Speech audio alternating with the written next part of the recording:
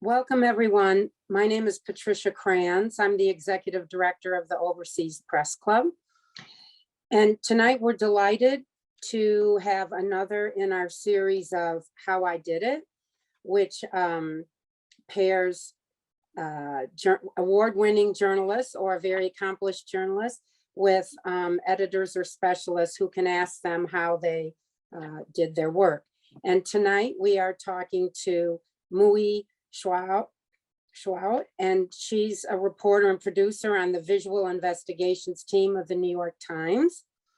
And Paul Mozur is a correspondent focused on technology and geopolitics in Asia. They're going to talk about their two-part series on China's expanding surveillance state. And the first part was a video, and then the second part was a story. And the moderator is Bill Holstein, who is a past president of the Overseas Press Club. And Bill has been following China since 1979, when he went to Hong Kong for United Press International. And he's written a few books on China. The third one was called Battlefield Cyber: How China and Russia are Undermining Our Democracy and National Security. And that will be released next year. So before I turn it over to our panel, I would like to request that if you have questions, please put them in the chat, and Bill and the panelists will answer them at the time that seems most appropriate. And they'll talk for about half an hour and then take questions, and we try to wrap it up after about an hour. And the program is being recorded. So now I'll turn it over to Bill. Thank you. So what remarkable reporting the two of you did. I think I'd like to start with Muyi. You were part of in the China File project at the Asia Society. Is that how this started? Yes, so that was the beginning of my journalism career in the US, but I did also spend the previous half of my career as a reporter working for Reuters and also Chinese outlet like Tencent News in China. I grew up in China and went to school there, and also worked as a journalist there until 2017 when I came to the United States to join China File. And then I joined New York Times Visual Investigations team. So you generated a lot of this research for the China File, and then you went to the New York Times Visual Investigations team and presented the body of evidence to them? It's more like, like when I joined the New York Times, because I'm close with, of course, the editors at China File. And so, I know they have the documents which they later shared with us. So they, kindly shared documents with us, which we then, Paul and I, and other reporters then, did our own independent reporting and production, which is the stories that we published on the New York Times. So we basically China File kindly gave us the documents, and then we did our own reporting. So how big is the Visual Investigations team at the New York Times? I mean, this whole episode, your work together makes me think that maybe we've reached the point that visual investigations have become almost as important as the old-fashioned kind of journalism I used to practice of, going places and talking to people, that visual investigations may have new status in our profession. Yeah, for sure.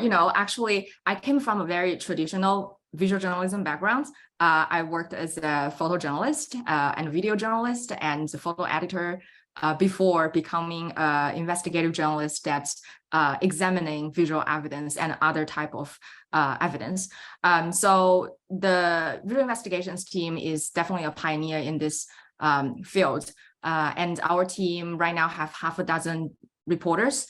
We are also video producers that we produce video. And also we work with a couple of video editors and animator, and also we have senior producers who would oversee projects.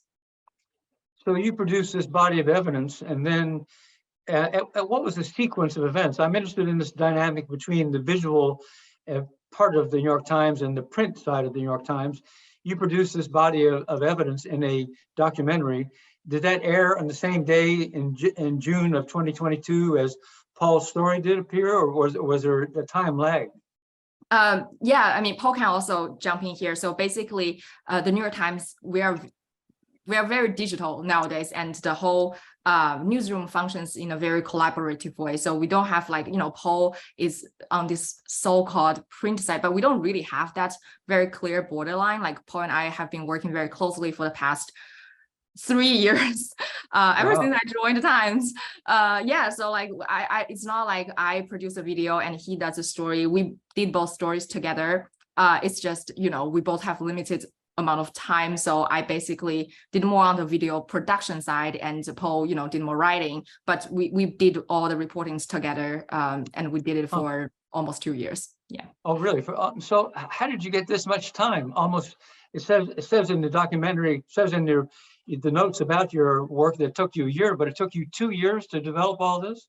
Yeah, I mean, Paul can talk about it because I think I had more luxury to spend the time on this because my editor are very kind. But Paul, you have to navigate between this very enterprise story and with your news task daily, right? Paul, talk to us about how, as a newspaper guy, traditional newspaper word guy, you were able to work on this.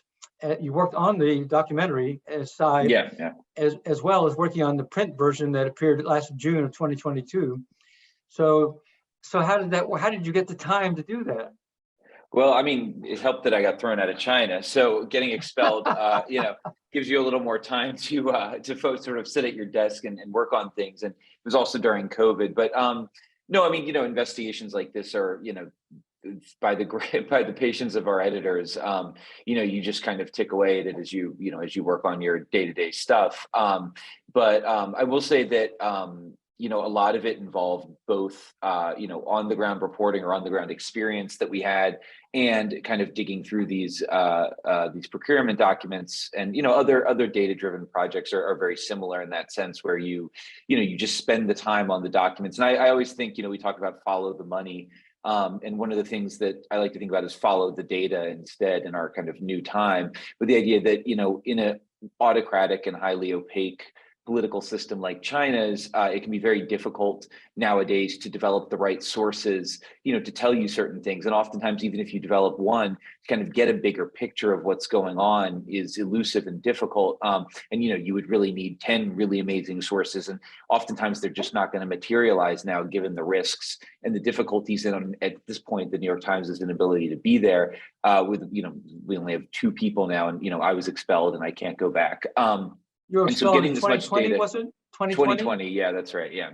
And so getting this amount of data allows us to see exactly what the government wants, and allows us to see it in their own words, and allows us to see a frankness from them, because they're talking to contractors about what they need, that you just wouldn't get. And then once you have that, you can build out the reporting and follow it, all the way there. So you can see a county where there's cameras put in and find somebody who lives near them, and ask them about what it was like when those went in. And so you can really follow things from the data down to the streets.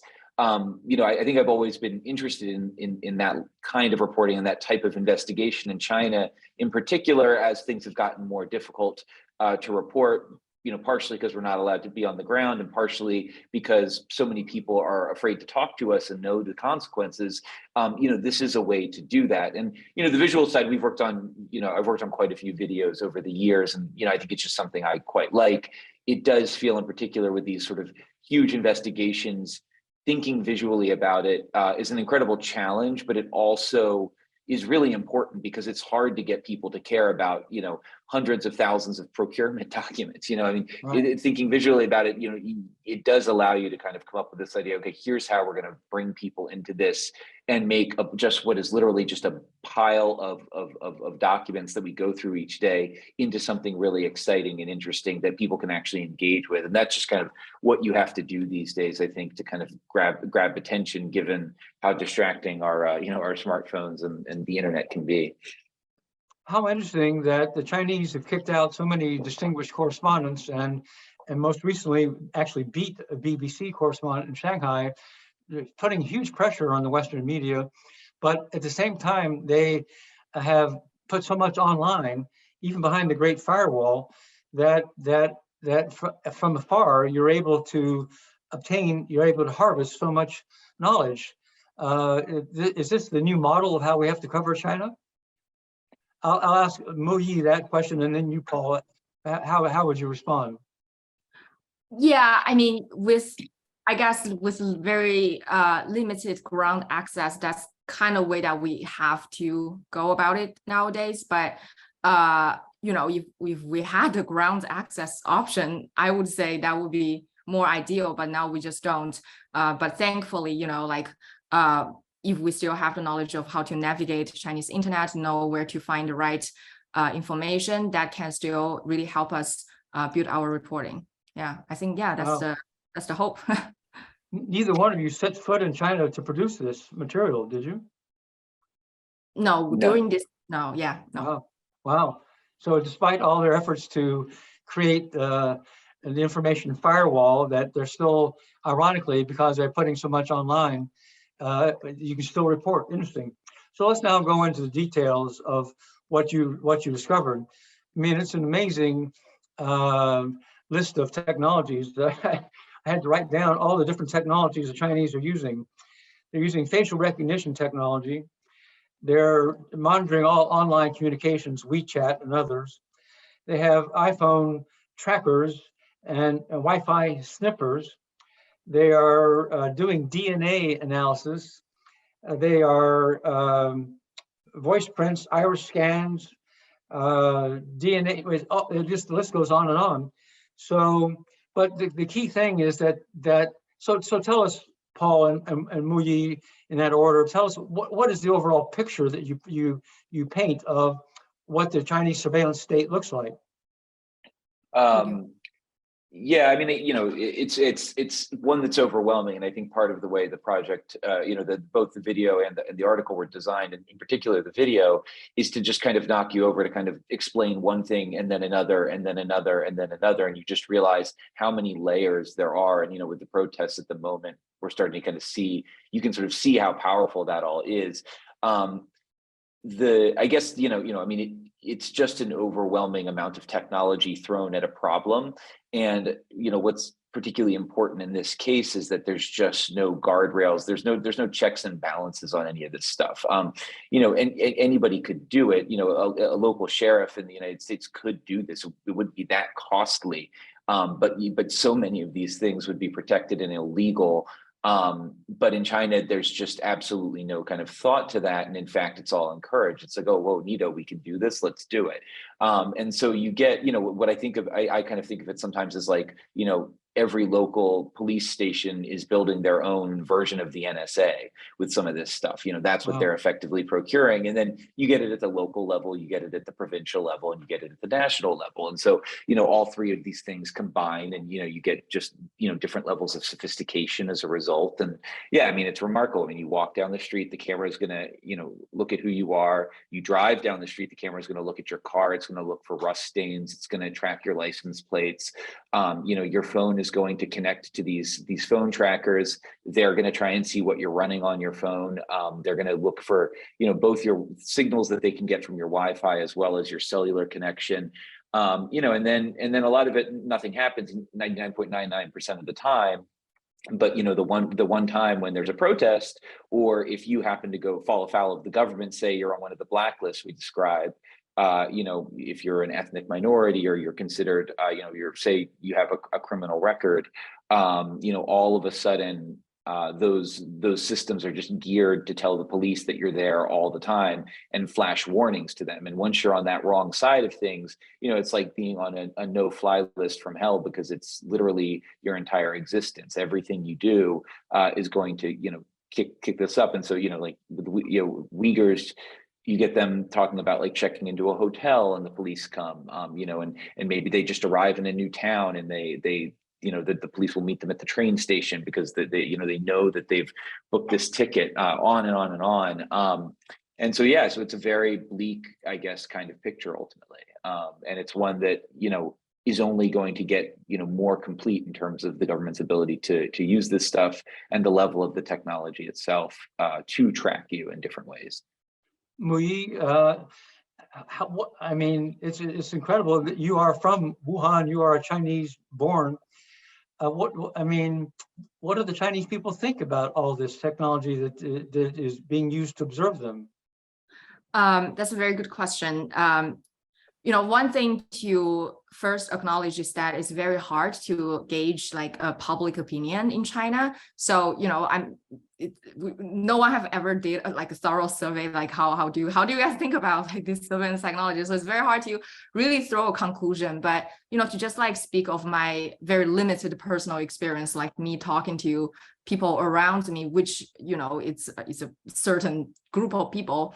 But I worked as a reporter in China, but I did talk to probably more people than the ones that I can only see in my circle. I think there are people who accept it, and they think they feel safe, especially with all this news in China that's often broadcast about crimes happening in the U.S. And also like how China's surveillance technology have helped the police to catch criminals very fast. So all this news plus the surveillance existence do make people feel safe. And you would sometimes read news about, like, for example, parents fearing their kids having being abused or mistreated in school, and they demand more surveillance inside school, things like that. So there are a lot of people like that. And also there are a lot of people, of course, very critical about all this surveillance, like, probably, as you can tell, like the mass protests going on in China, a lot of people are aware of the negative side of the surveillance, and they're very aware of how this would hurt their privacy and the safety of their data, all that. Yeah. So I want to come back to the current situation in just a moment, but there are some details in your reporting that I found fascinating. And of course the government's efforts to control and assimilate the Uyghurs in Xinjiang province has been at the heart of this. And you said, and at one point you say that QR codes are on the doors of Uyghur families in Xinjiang. What do the QR codes do? The police can scan the codes and see how many people are in the house and how many people belong in the house? Yeah, there were various, during Xinjiang, during the sort of real crackdowns and internments in Xinjiang, there were various ways to reimagine how to kind of manage the urban environment. And so even, sometimes you'd see QR codes, other times you just see new numbers written on people's doors. So I remember going to Kashgar, maybe late 2018, and you had an address system, and then you just had somebody had spray painted 1, 2, 3, 4, 5, down each street. The QR codes are a more sophisticated version of the same thing. It's household registration, who's supposed to be there, and it makes it easy for the police to check. And what you get a lot of times is the ID system, the national ID system, is a very powerful way to know who's who in China. And so, if a police wants to come and check on a street, you can scan a QR code and see who's supposed to be there, and then you scan people's IDs and try to match those IDs to who's supposed to be there. And there's even an added level of facial recognition to that now, where there will be a machine that looks at your ID, checks the photo on the ID against the actual person standing in front of you, and basically tells the police whether that's the right person or not. And that allows you to automate things. And what was interesting about Xinjiang, and I think I fear we may start seeing elsewhere in China, is they'd have these gated kind of checkpoints everywhere. So if you had to go from one district to another in Kashgar, you have what it looks like a whole toll booth in which people have to go through these systems where you have to put that ID card in, and then the machine will use facial recognition to confirm that ID card is in fact yours. And then what it will do is it'll just register a little note. It's very technologically simple, right? It just notes this ID card was scanned at this point at this time. And so if you have enough of those checkpoints around the city, say you have to scan your card 7 times in a day, you don't need cameras and you don't need phone trackers, even though you have those. You can just Google, Paul Mozur and see, oh, well, Paul's ID card was, swiped once on the way into this neighborhood, and then he was there for 2 hours and he came back out, and then he went here and then he went there, and you're on your way already to a fairly comprehensive location based surveillance system. Another detail that surprised me was that they could monitor energy, the government can monitor energy consumption in a given apartment. So if the energy consumption level is too high, they know that the homeless, the floating population is another concern that the government has. Yeah. They can monitor energy consumption to a specific apartment and then know that there are too many people in that apartment and break in or knock on the door. I mean, how is that integrated into the surveillance system? Yeah, I think so. One thing we've found, which is very overwhelming through this reporting process, is that Chinese government has a very huge appetite for different types of data points, and some of the data points they acquired through installing surveillance front ends like cameras and phone trackers, and they gather themselves. And there's other ways they can just get access to data that other companies are already acquiring, like social media companies, and in this case, maybe energy companies. So, theoretically, if they want to, we discovered this through actually this thing that police has been doing called creating models for predictive policing. So they have something they specifically want to watch out for, and they kind of come up with ways of what kind of data points they can monitor and the pattern of that to determine if the behavior they watch for is taking place. Then they would go after whoever have this data to get it, so they can figure out the things they want to know. So, and one last question, and I'm going to come back to the current situation. How do they integrate all this data? I mean, what tools are they using? Are they using only tools that they've developed, or are they using data management tools, data mining tools that from the United States or from the outside world? So a lot of this stuff is built around bespoke software created by contractors, and a lot of the work we did is about the police basically saying, hey, we want somebody to build a software that does X, Y, and Z. And so it's created for them, but it's built using tools. You don't do this stuff without Intel and NVIDIA chips, without a PC running Windows, that kind of thing.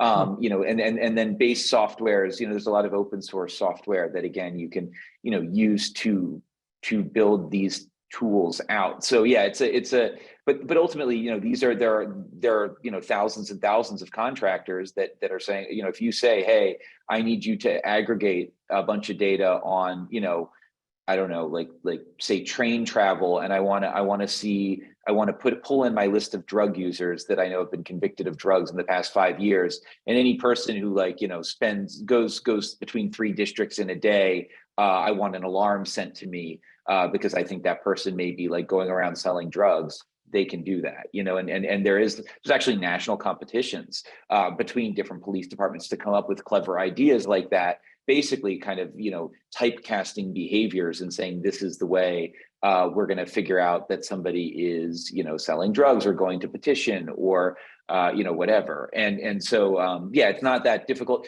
The thing is, a lot of this happens at a fairly local level. So one thing is, it's not as if somebody's sitting in Beijing, getting data from Hunan and saying, oh, this Hunan guy may be dealing drugs. It's all built at a very local level a lot of times.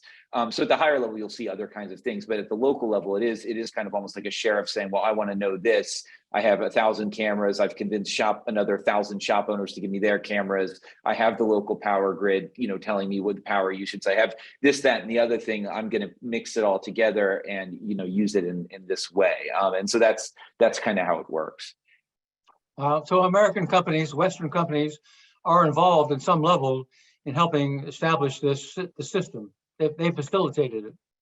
Yeah, at a base level, some of this stuff is there's a question of, how commoditized certain electronics and technologies are that we kind of tend to use to just sort of describe whether it's illegal, whether it violates U.S. laws to sell in some cases, and more broadly, I think morally, there is a question of like, if you make a chip and it's a base chip that you can buy on Taobao, but it ends up being used in a computer that does this stuff, that's one thing. It's another if you're selling them in bulk, specifically to the police, and you're selling powerful systems that are integrated on behalf of the police, which has also been happening over the years. We did one story in Xinjiang where a supercomputer, was running and was being used to process a lot of this video data, and in that case, there are very high level sales relationships with companies like NVIDIA and Intel and others to make that supercomputer, with a supercomputing company. And it's just that,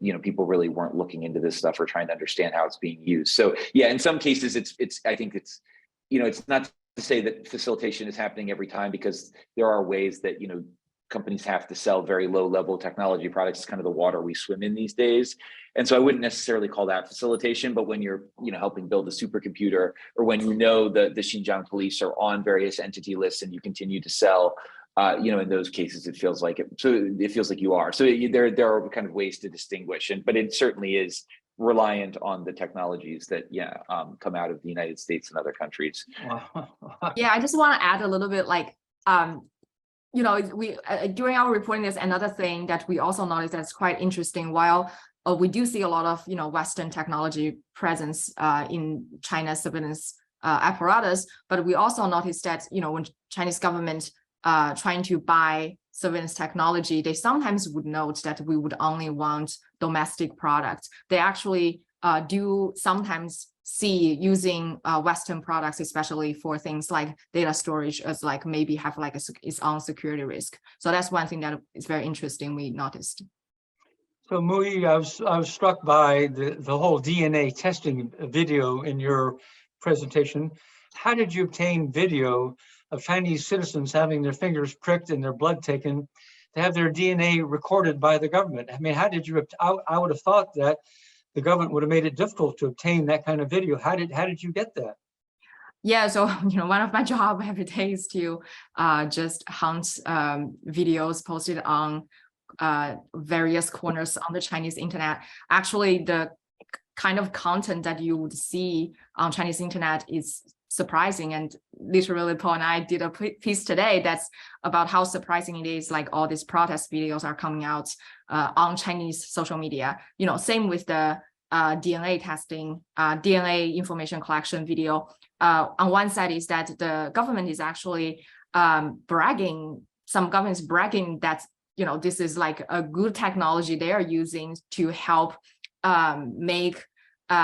catch criminals better, faster, and to make everyone's life safer. So they're like putting it in local news clips, and then people like grab it and they're bragging about it. They're bragging. Yeah, they're grabbing about it, and then some random people would like grab it and upload it to internet. So yeah, that's how I found a lot of them. And there are like vloggers in China. When they got their blood collected, like they would just like film that, and then like people in China, and maybe censors doesn't even see it as much sensitive.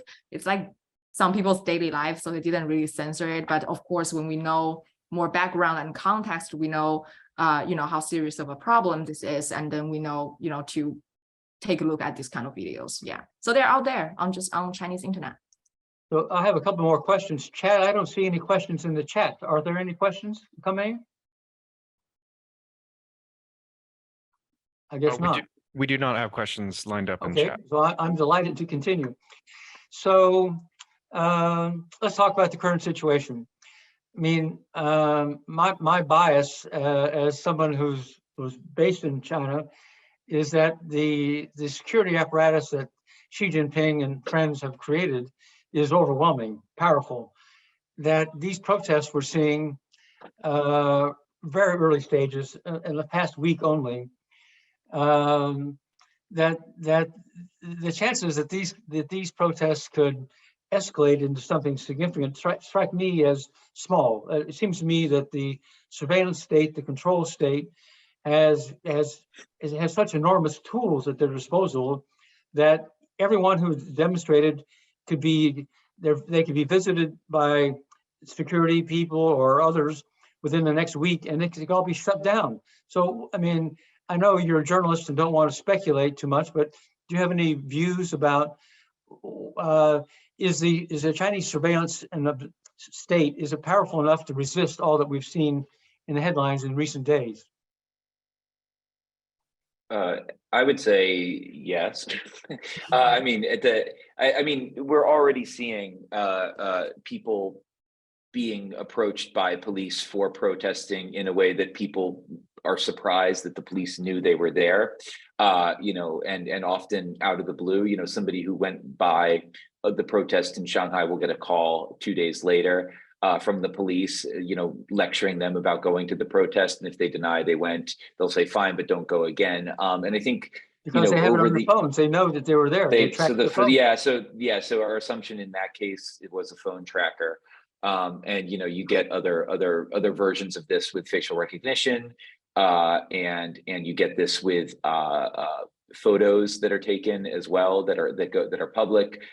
You get this with a network of informants as well, because there is good old-fashioned kind of, you know, just informant network stuff for figuring things out. And it does feel like what's interesting is for a lot of people, this was the first time they've done something like this. And so it does strike me as there's been a bit of maybe naivete.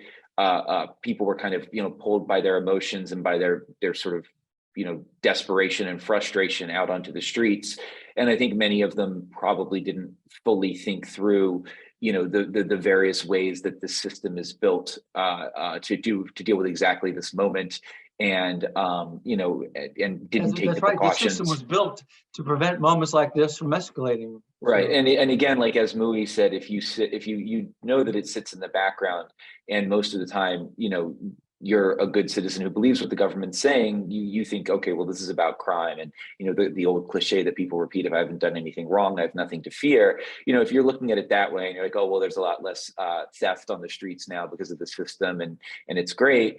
You don't really think that it's going to be turned on you necessarily, or you haven't really spent the time to study it. You know, the phone tracker thing, before we set out to understand it, was just not common knowledge for anybody, that China had literally covered the entire country in phone trackers. You know, and it's a use of the technology that just we've never seen at a scale like this for mass surveillance. And people just simply weren't aware because there was nobody doing work on it, and there was no interest in really understanding that. So I think there's a lot of people who just don't get it. And so then all of a sudden, when this police state comes back at all these people, you know, it looks like magic to them, but also, yeah, it's incredibly effective because people haven't learned the countermeasures. You know, in Hong Kong, there was not nearly as complicated and sophisticated a surveillance system, and yet people there were taking, you know, much more extreme countermeasures.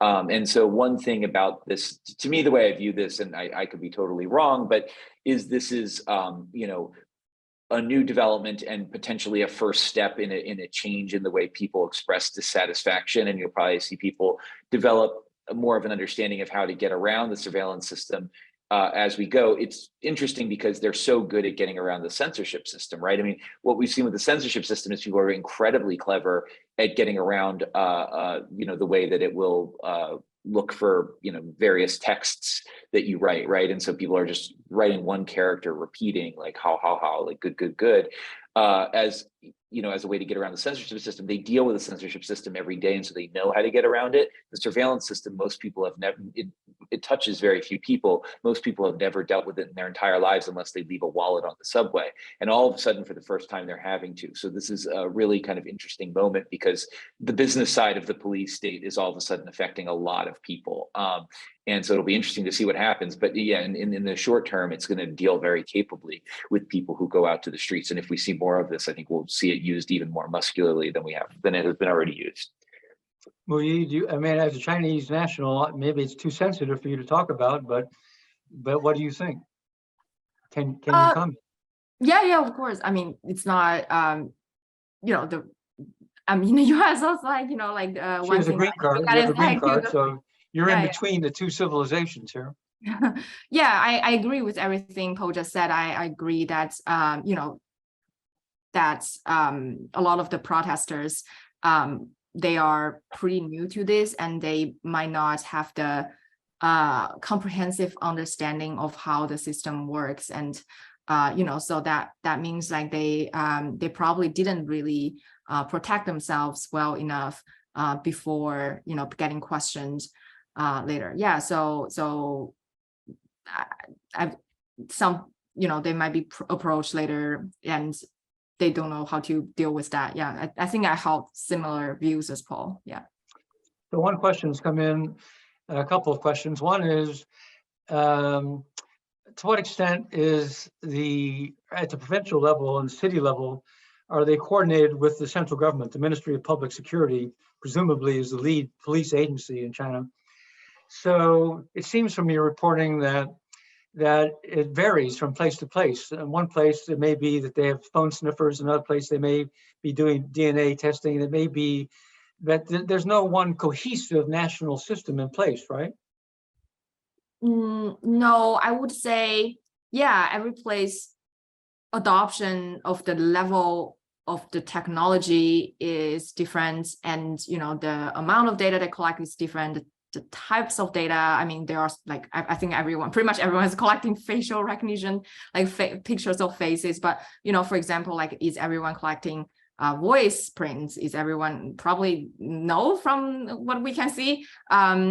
But not, like what I'm talking about, like a mass collection, like collecting people on the streets, like the one that we mentioned in the, but they are a lot of times they are collecting people. If they got you to the police station for questioning, they would collect a much more comprehensive profile of biometric data.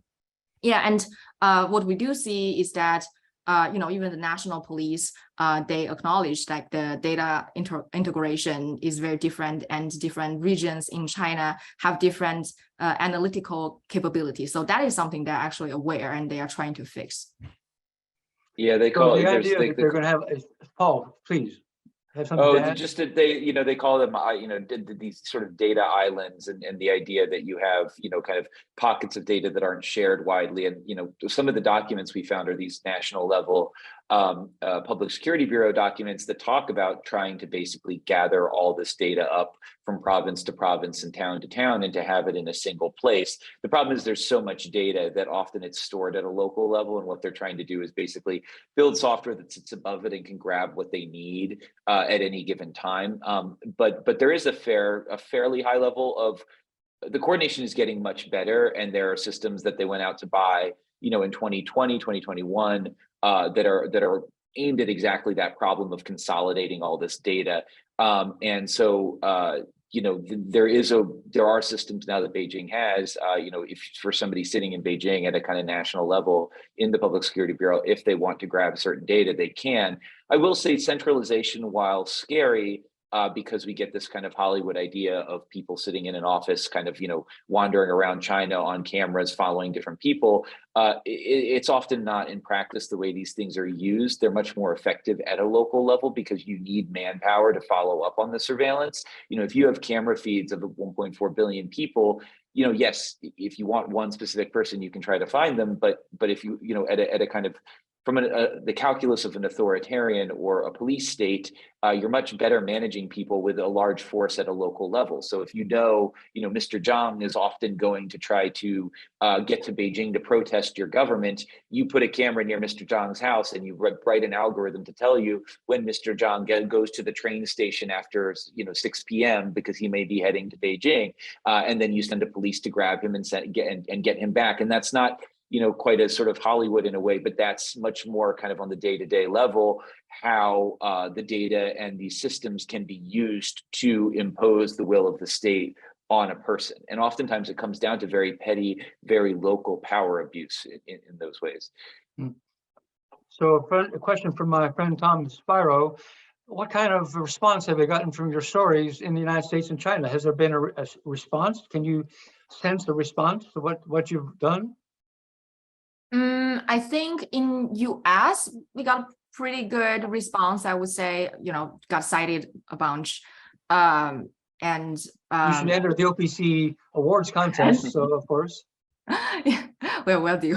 Yeah, and also I think in China, usually when we publish something like that, this happened the same. We got like I think, I remember this thing is actually anecdote. I think it's hours after we published the first piece. I think one of the state media, I forgot which one, just literally posted something on Twitter, literally just a rundown like of the how scary US surveillance is. We don't know if it's directly in response to her report, but it was like a very interesting timing. Yeah, so The Chinese propaganda machine put out something about American surveillance, about it, how it really is the true enemy. Is that what you're saying? yeah, but it's unclear that it's in direct response to our piece, but it's like a few hours after we published that piece. Yeah. I noticed that. I noticed that there was a spike in Chinese statements, Chinese propaganda about how the Americans are far worse in terms of surveillance and use of technology. Interesting. Yeah. And I do think it did. It did do very well, though, and I think we got a lot of response from Chinese. And I think for a lot of people, it did help. Kind of work as a wake-up call. And one of the reasons I think is because the fact that we framed it in the government's own words, that we can sit there and show you, we're not saying this. We have the documents that show you, and it's in the Zhejiang police's own kind of phrasing that they're saying they're setting out to do, collect all this facial data or scan all these irises or get all this DNA. And I think by showing it that way and laying it out in this very matter-of-fact way, you run the risk of losing some people, but at the same time, it doesn't come off sensationalized. And a lot of videos in particular, can do this. They sort of tend to seem sensational about the Chinese surveillance system is something that's it just sounds sensationalized when you talk about it. And so to lay it out in the mundane language of a sort of police bureaucrat in a way, allows people to kind of understand that this is very real. This is not, us just thinking up in a room some kind of crazy, scenario. This is actually what it is. And so I do feel that I feel like we did get a very strong response from China, and it's done very well in Chinese, in part because of that, I think.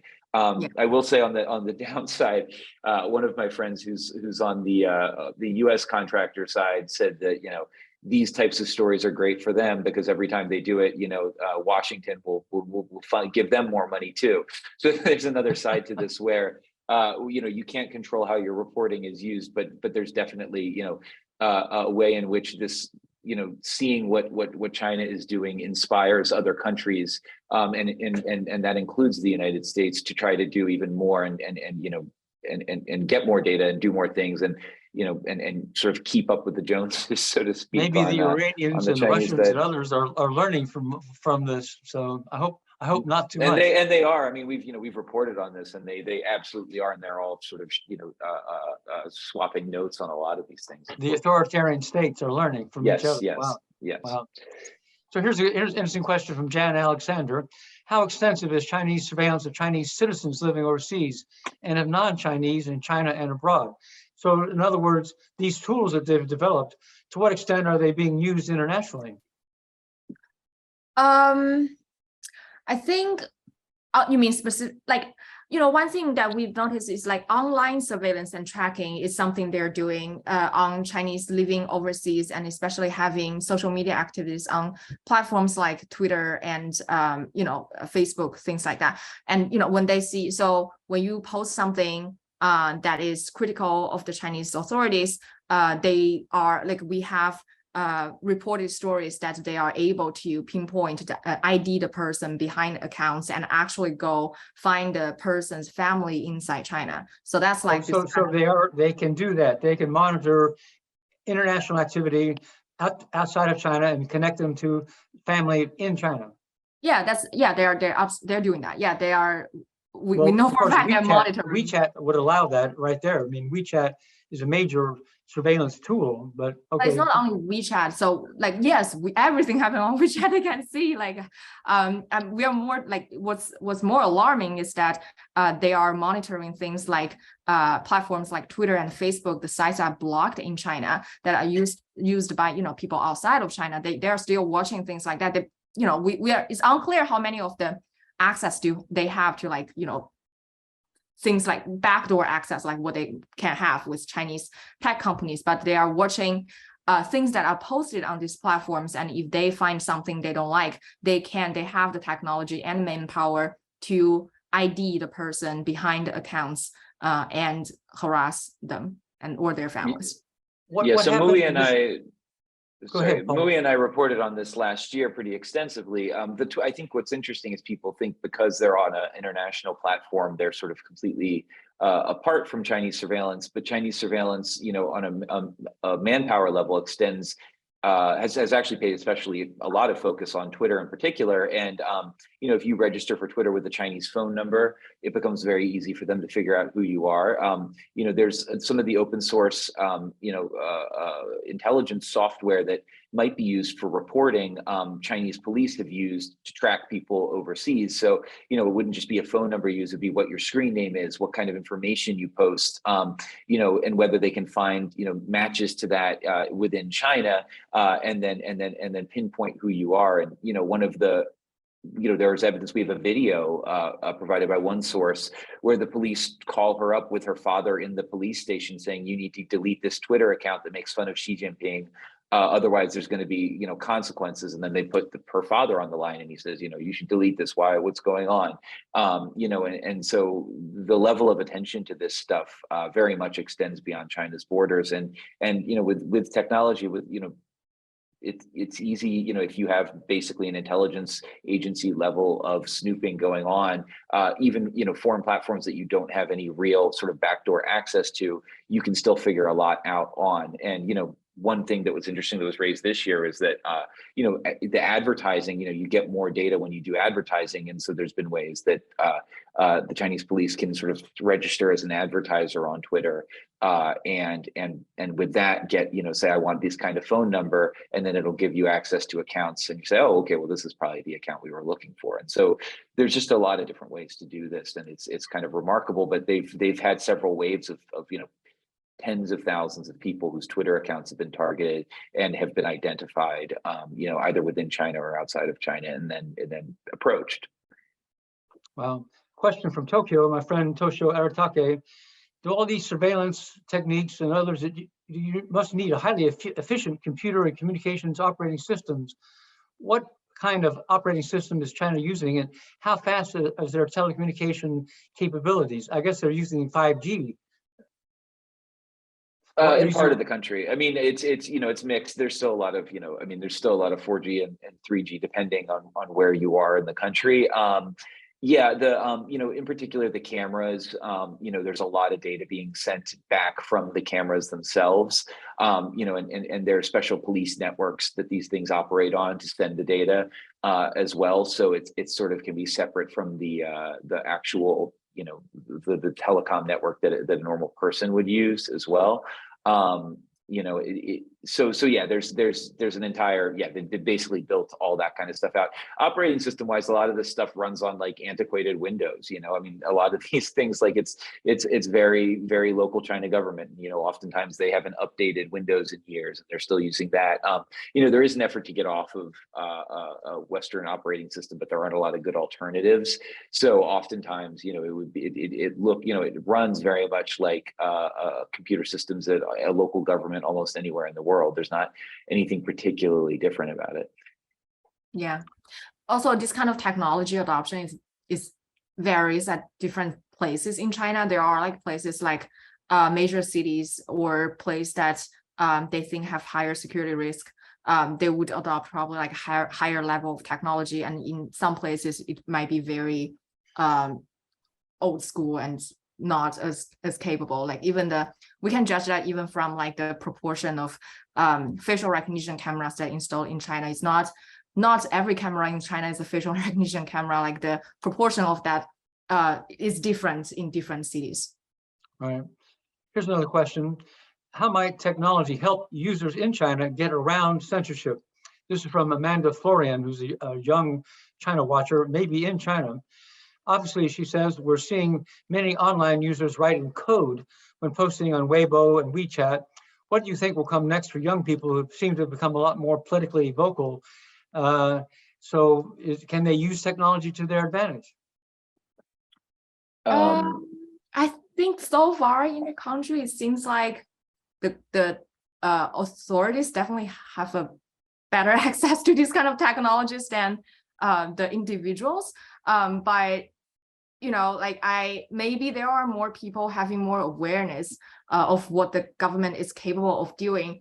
And because of the censorship and surveillance is so harsh, and we are seeing creative ways to dodge it. It's hard to say how much they can dodge it. We're like, for example, using codes and memes on this Chinese social media may be efficient to get around like censorship, but you also the cost is like can you effectively express what you want to express. But Paul, do you have any thoughts on that? Yeah, I mean, Muyi and I wrote a story about this overnight, that, this is kind of an old technology, and it's maybe a little, it's not that exciting to talk about, but VPNs that get around the Great Firewall. VPN, virtual private networks, right? Yes, yeah. So it's an old debate, and there's been a long cat and mouse game with censors trying to block these things. But what's interesting is when you have protests that are more widespread, and when the anger grows to the levels that it's at right now, we see a lot of people who wouldn't normally get on a VPN but know how to do it get on. And when they do, what we're seeing in particular now is that a lot of the video footage that's taken from the protests has been sent to people who have these kind of, repository accounts on Twitter, who then post it on Twitter.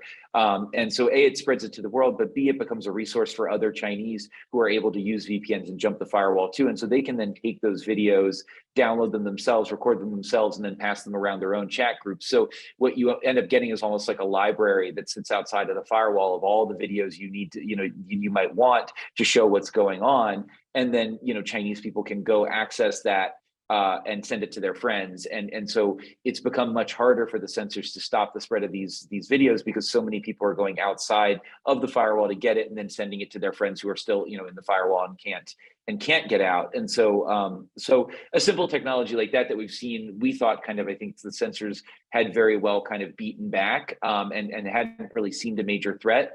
In a moment like this, when everybody's desperate for information, all of a sudden becomes a real, more formidable opponent, and a way that actually is defeating of the censors, and has led to a lot of them to struggle to stop the spread of these videos. So that there are things like that as well that you can do, and some of the other workarounds for video in particular is difficult for censors to deal with, partially because the algorithms, the computer vision algorithms that would go through it need to be trained specifically for any given issue. So this particular protest has its own visuals, and you'd have to train a new algorithm to look for video that does that, and that's expensive and takes time. And therefore, humans have to check video a lot of times, even after they've been the videos have been screened by an AI software. And to trick the AI software, doing things like turning the video on its side, putting a filter on top of it. Sometimes people will embed the video within a video. So, one time a couple months ago, we saw one where it's SpongeBob SquarePants and SpongeBob on his computer in the back of the Krusty Krab.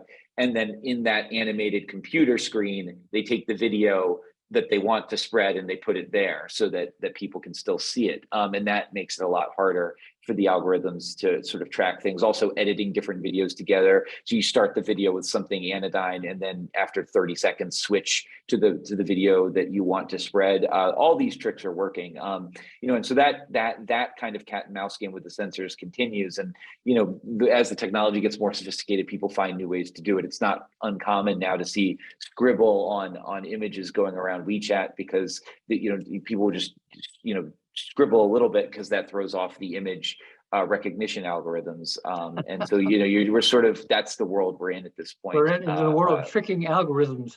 I was surprised Yeah, that exactly, I was able to find video online of the BBC correspondent being beaten in Shanghai. That was posted online. It was very, very visible. And so I was surprised by that. There's one thing I want to add, which is that, while theoretically, the authorities have access to all kinds of data that's in China, but it is also, they will also consider if it's worth it to, track everyone. They have their priority list. So for example, sometimes what people do to protect themselves is not, it's like you are instead of using WeChat, that everything is so exposed to in front of authorities, they might, step back and use, iMessage, which is something that you don't necessarily need to use VPN, or like FaceTime, things like that. And not that China don't have access to that. We are not sure, but that it raised bar for them. It's not as easy for the Chinese authorities to track information there as they track information on WeChat. And then they might not spend that much amount of energy to track someone that they don't see as a priority. But for people they do see as a priority target, they do have endless amount of resources to track down people. So let's end on a note about what it's like to cover China today. Paul, you were expelled from China in 2020, and so and the New York Times only has 2 people on the ground in China now. So what is the model that the Western media is going to have to employ to cover China? And I will ask Muyi that question as well. So we have 2 reporters and several other staff. The model, I think, is constantly changing, and I think different reporters deal with being far away from China in different ways. Some just spend more time on social media with their sources, although that's difficult because of obviously the surveillance. But it does feel like you have to get creative, and a lot of the data, the ways that we've gone to sort of dig into just data-driven projects. They give us a more kind of, sort of large kind of view of what's going on within China and how things are changing, are a big part of that future. And, we've done it with these procurement documents, but we've also been doing it with other types of data. Some of the stories we've done have been based on Chinese police who just leave a database open that shows what their surveillance cameras are doing, or sensors. We did one that was based basically on hackers who took a large amount of data from within the Chinese censorship regime and then gave it to us. So you have to basically find new ways to get the resources you need to report and dig into things, and you couldn't do it without the experience of being there, but not being there, you take the expertise you have and the knowledge you have, and you throw it at other things. And I think that's for us one of the major ways to kind of move the ball forward. At a moment like these protests, though, I will say, following something like the online kind of environment and that cat and mouse game we described over censorship and getting around it is easy, and you can do it remotely because you can look at Chinese social media and see what's happening and still talk to people about it. So there are ways around it, and there are ways that it's you can do it, but it does feel like a part of it that's incredibly interesting and also just really meaningful and satisfying to go follow that data on the ground and talk to regular people. I mean, it's one thing to see a camera's coordinates in a procurement document or on a database. It's another to go talk to the person who saw it put up, that to then follow that and say, hey, when did this go up? What happened? Did it grab was it used for a thief? Did it stop a protest? How do you feel about it personally now that it sits above your house? To regular people is a very important part of the job, and that's just no longer possible. So there are ways that you just can't get around the fact that that on the ground stuff we cannot do anymore. And I fear, especially with these protests, we're going to hit points where if things are locked down more and internet's cut off more, we may just have no idea what's going on, and that's the reality of not being there in a lot of cases. I'm surprised that Chris Buckley is still in Sydney writing about things going on in China. And is her name Li Jian, the Hong Kong-based columnist for the New York Times? Is that her name? Yeah, she's in Seoul. Li Yuan, yeah, she's in Seoul. So the two of them are doing remarkably fine work. So from outside of China, so it's right. So surprising. Muyi, we give you the final word. What is your passion about? Why are you so passionate about the need for the outside world to understand what's going on inside China? My passion for the outside world to understand China. To be very honest, I was kind of pushed in that position. I wasn't really trying my best. You were pushed into that position? Yes, because you know, in the beginning of my career, I was reporting stories in Chinese for Chinese people inside China, and then you know that was my passion, and the space for Chinese people to do stuff for Chinese publication is increasingly get limited to the point that it is just so frustrating to work for Chinese publication in China. You cannot function properly as a reporter. And if you still want to at least do journalism at all, I guess going to foreign media outlet is the only choice. You know, the environment that I often talk to my old colleagues working at Chinese publications, people are really depressed that people are leaving the industry. There are really just like a handful of investigative journalists left. You know, it's a very hard environment. So, you know, I still want to continue my journalism career, and I found that Western media still, you know, can provide the resources and have a very free freedom of press environment. So that's why I came here. And also, you know, it helps with the current geopolitical environment. I think you know, like just like making more information available for public on all sides is good. It's a good public service. So yeah, I think that's what journalists should do. If I were Xi Jinping, I would say you have been infected by Western propaganda, that you believe that the purpose of journalism is to reveal the truth, that you don't say the purpose of journalism is to reveal Communist Party doctrine. So that's an interesting thought. Yeah, trust me, they're Paul, already. any last comments? We're running out of time here. Quickly, do you have anything else you'd like to add?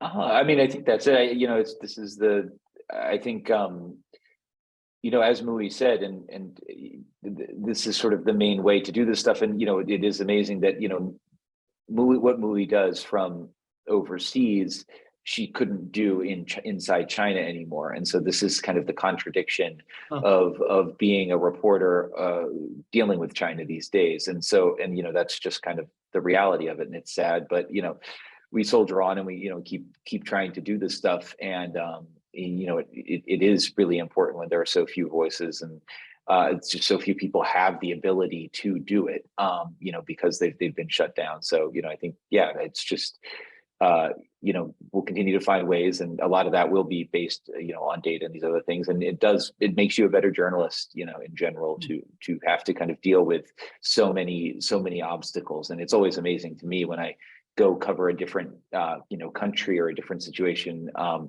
Even Russia feels like kind of T-ball compared to China in terms of the ability of the Chinese government to sort of, you know, withhold information and scare people from talking and all the rest. And so, yeah, it does feel like you're like in a weight room lifting. You're doing the hardest kind of journalism, and it does make you a better journalist, you know, as you go take those skills elsewhere. So.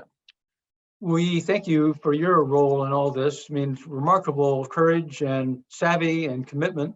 Do you have any final words you'd like to say? No, I mean, like, this is very, very honored to be here, and thank you for your kind words and inviting us. You know, it's a privilege to be able to work for the New York Times and also work alongside with very, you know, great colleagues like Paul and others. Yeah, so very glad that I can be in this position, and I have more privilege than a lot of other Chinese peers, Chinese journalists that have more restrictions. So yeah, I hope I can, you know, take advantage of the resources and the privilege that I have and do the best I can. Fascinating stuff. Thank you so much. This will all be recorded, and it has been recorded. It'll be on the OPC website. We'll be writing about it. So if you wish to forward this video, anyone wishes to forward the video, it'll be on the OPC website tomorrow or the next day. So thank you. Muyi and Paul, thank you so much. We had a great conversation, I think. Thank you. Thank you.